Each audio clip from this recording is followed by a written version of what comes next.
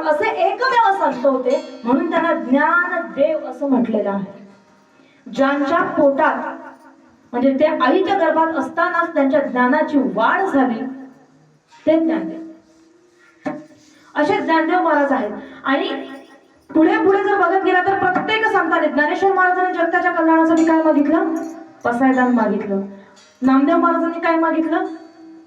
काय मागितलं? कल्याण मागितलं. अख्ख्या जगाचं कल्याण कधी होईल तुमचं?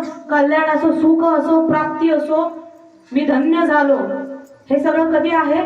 जर तुमच्याकडे अहंकाराचा नाश होईल, तुमच्याकडे संपत्ती ऐश्वर्य असेल, निरोगी आयुष्य असेल, आणि हे सगळं संपत्तीशी प्रॉपर्टीशी निगडीत नाही. हे सगळ्यात पहिले लक्षात घ्या. हे विचारांशी आणि मनाशी निगडीत आहे. जेव्हा तुमचं 11 इंद्रिय आहे, भगवंतांच्या 11 इंद्रियांपासून मुलगी तयार झाली एकादशी. त्या 11 इंद्रिय, ज्ञानेंद्रिय 5, कामेंद्रिय 5 आणि 1 11वं हृदय. त्यातल्या 3 अवस्था, बुद्धी, भावना आणि मन, ह्या 3 अवस्था. 5 ज्ञानेंद्रिय कोणते? डोळे, कान, नाक, वास, त्वचा आणि श्रवण. ही जी 5 इंद्रिय आहेत ती ज्ञानेंद्रिय. त्यांच्यामुळे आपल्याला ज्ञान मिळतं. तुम्ही गरम वस्तूला हात लावल्यानंतर आपल्या त्वचेला कळतं की ही वस्तू कशी आहे, गरम आहे, म्हणजे ज्ञान मिळालं. ऐकला कोणाचा तरी आवाज आल्यानंतर आपल्या कानाला कळतं काय झालेलं आहे, तिकडून कोणाचा तरी आवाज येत आहे. हे त्याला ज्ञानाचं प्राप्ती. म्हणजे इंद्रिय आहे म्हणजे काम करायलाच असं सुद्धा नाही. लक्षात घ्या.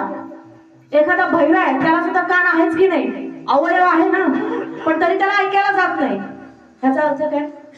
त्यांची इंद्रिय शक्ती ब्रह्मांड नायकाकडून जी आलेली चेतना शक्ती आहे ती जागृत नाही, म्हणून बहिर आहे. मग अवयव आहे तर ऐकायला यायला हवं होतं, पण येत नाही, म्हणून बहिर आहे. बरोबर?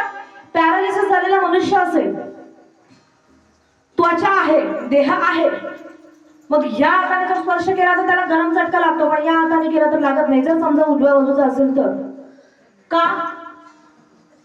कारण त्या भागातली त्या बाजूची चेता क्षमता म्हणजे काय, चैतन्यमय क्षमता ही कशी झालेली आहे? नाश पावलेली आहे किंवा निद्रावस्थेत गेलेली आहे. हा अध्यात्म एक हल्ली खूप वेळ जगात निर्माण झालंय की विज्ञान खूप पुढे गेलंय. तर मूर्खांना मी एक गोष्ट सांगून ठेवते, तुम्हाला म्हणत नाहीये, जे समजतात स्वतःला त्यांच्यासाठी सांगते. मी स्वतः एक विज्ञान विद्यार्थी आहे.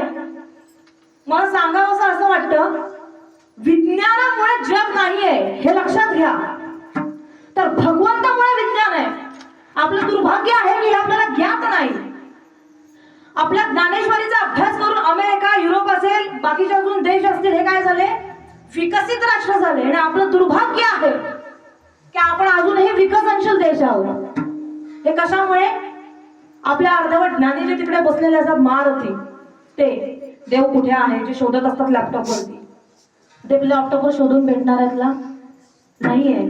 तो काय करायला लागतं? जिथे आहात तिथे बसा, फक्त डोळे बंद करा आणि आतली चेता क्षमता, आपली चैतन्य शक्ती जागी करा, म्हणजे भगवंताचं दर्शन आपोआप होईल. भगवंताकडे बघत असताना आपले डोळे बंद करावे लागतात. का करावे लागतात? त्याच्या मागे कारण आहे. भगवंताचं जे तेज आहे, भगवंत हा देहात सापडणार नाही. या चेतना चैतन्यमय शक्तीला देह मिळावा, तो आपल्या डोळ्याने आपल्याला बघता यावा, साकारता यावा, या करता ज्ञानेश्वर महाराजांनी त्याला विठ्ठल म्हणजे आपल्या वडिलांचं नाव दिलं आणि तो त्या देहरूपाला आला. हा वेगळा विषय आहे. हा जो आहे वेगळा विषय जे सांगते मी, तो वेगळा विषय आहे. आणखी आपण घेतले ते एवढंच घेतोय की प्रत्येक संतांनी भगवंताकडे मागत असताना एक मागितलं आणि ती मागणी मागताना अशी मागितली की भगवंताला पाठ फिरवता आली नाही. म्हणून महाराजांनी पहिल्या चरणामध्ये म्हटलेलं आहे. इतकं सगळं सांगावं लागलं मला तुम्हाला. एक शब्दाचा उच्चार सांगते, मागणे ते एक तुझा प्रती आहे. एकच मागतोय.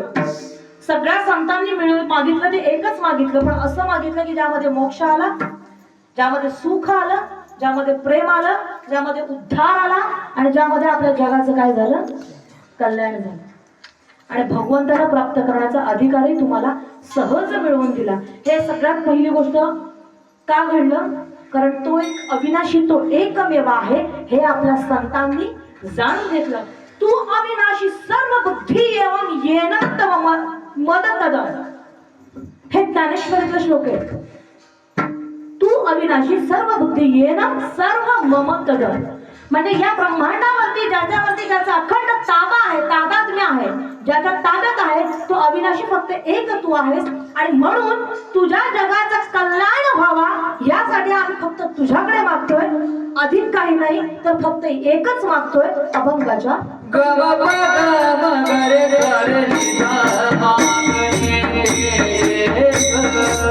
तुझ